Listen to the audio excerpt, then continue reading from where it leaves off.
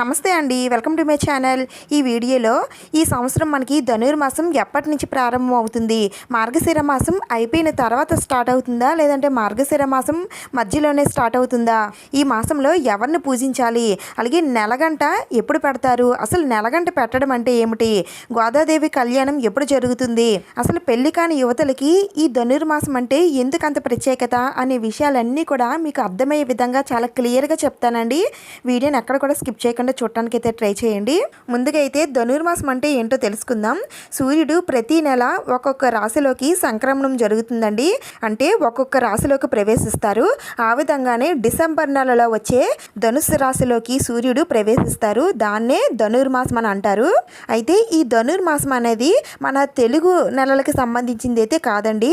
ఇది ద్రావిడ దేశస్తులకు సంబంధించిన మాసం. ఇది మనం మన కాలాన్ని చాంద్రమానాన్ని బట్టి అంటే చంద్రుడు స్థితిగతులను బట్టి మనం కాలాన్ని లెక్కేస్తామండి.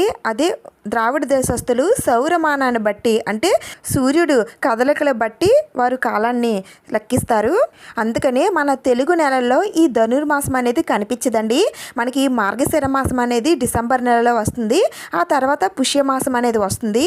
కానీ ఈ మార్గశిర మాసానికి పుష్యమాసానికి మధ్యన వచ్చే మాసమే ధనుర్మాసం. అయితే ఈ ధనుర్మాసం స్టార్ట్ అవ్వగానే మార్గశిర మాసం అయిపోయినట్లా అంటే కాదండి. ఈ మార్గశిర మాసం కొనసాగుతూనే ఉంటుంది. దాంట్లోనే మనం ఈ ధనుర్మాసాన్ని కూడా మనం జరుపుకుంటాము. మీకు ఇంకా అర్థమయ్యేలా చెప్పాలి అంటే ఈ ధనుర్మాసంలో కూడా మనం మార్గశిర లక్ష్మీ వారాల వ్రతాన్ని జరుపుకుంటామండి. అలాగే ఈ ధనుర్మాసం పూజను కూడా చేసుకుంటాము. అయితే ఈ ధనుర్మాసం కూడా అన్ని నెలలకి ఉన్నట్టుగానే ఈ నెల కూడా 30 రోజులు ఉంటుందండి. ఈ ధనుర్మాసం నెల రోజులు కూడా విష్ణుమూర్తి రూపంలో ఉన్న మధుసూదనుడు శ్రీరంగనాథుడుగా పూజలు అందుకుంటారు. భగవంతుణ్ణి తన భర్తగా చేసుకున్న ఒక భక్తురాలికి కాదే ఈ తిరుప్పావే అంటే ద్రావిడ దేశస్తులు ఈ ధనుర్మాస వ్రతాన్ని తిరుప్పావే అని అంటారండి. ఇంకా ఆ భక్తురాలే ఆండాలమ్మ తల్లి, ఆమెనే గోదాదేవి అని కూడా అంటారు.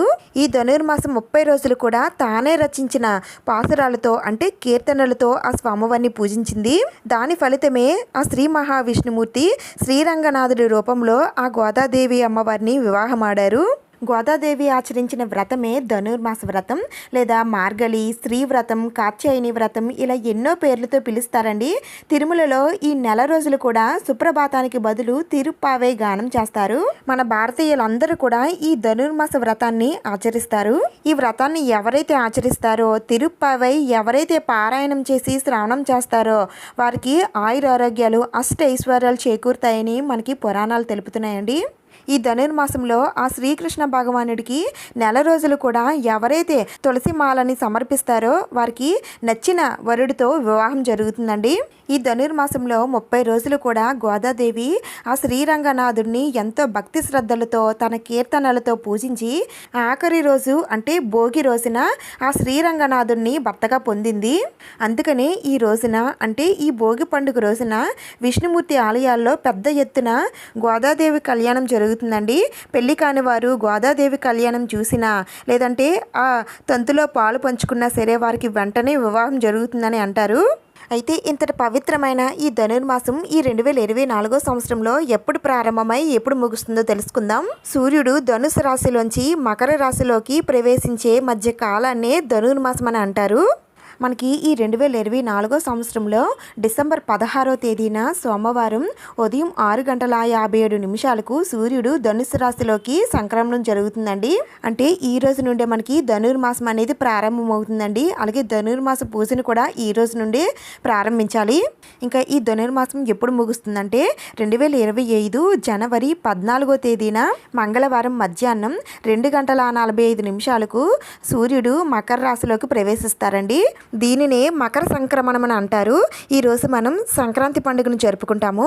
ఈ రోజుతో ధనుర్మాసం అనేది ముగుస్తుందండి. అయితే గోదాదేవి కళ్యాణం అనేది భోగి పండుగ రోజున జరుగుతుందండి.